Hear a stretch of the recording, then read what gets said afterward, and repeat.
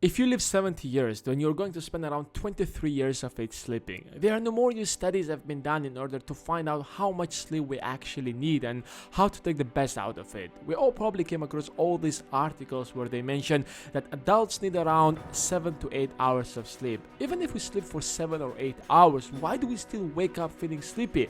If that's the required hours, why are we still struggling? And the reason for that is that we are waking up at the wrong time. I know it sounds a bit ridiculous, but let's first understand how sleep works. There is something called sleep cycle, and each sleep cycle consists of around 90 minutes or 1.5 hours. So in the first 20 minutes of your sleep, you're still in the process of trying to sleep. That's why it's very easy to wake up at that moment. It's called a light sleep.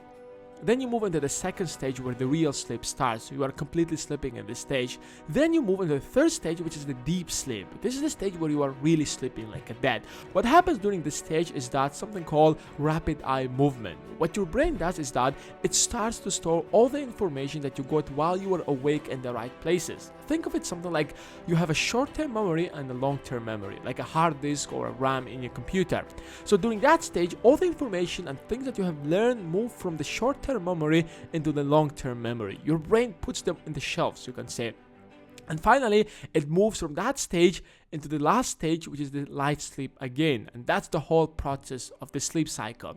So if you sleep 6 hours at night, you're going to go through 4 sleep cycles that night. The reason why a lot of people can't wake up or struggle to wake up is because they wake up in the wrong time. If you wake up in the middle of a sleep cycle, what happens is that your brain is still storing all that information. It's hard to wake up at that moment. You're forcing your brain to stop that process in the middle of it. It's like restarting your computer and trying to turn it on before that the restart process actually finishes or whatever. I don't know if that's possible. Whatever.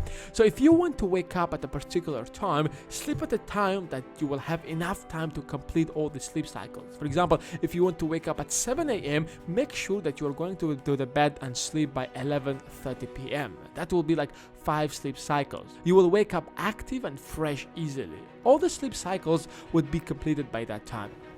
I want to note up something here. That doesn't mean that you should exactly wake up at that specific second.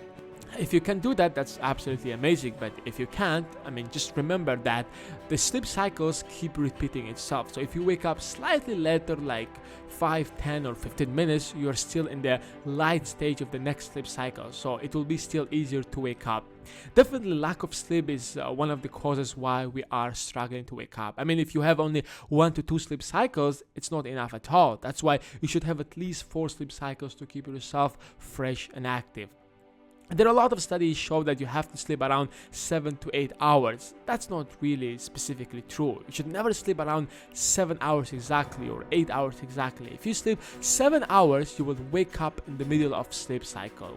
Make sure that you're gonna sleep at least for 7.5 hours. Another reason why people still don't get enough sleep, although they might sleep for 10 hours, is because they're not really sleeping. You see, one of the reasons why we actually sleep is because our brains need to get some time off. So let's say that you are sleeping and the music is playing around. Although that you might be sleeping, but your brain kind of working a little bit because you can hear the voice, or if the lights are on, you might be sleeping, but part of your brain is still working due to that light. So if you want to take the best advantage out of your sleep, you have to make sure that your brain is actually 100% sleeping.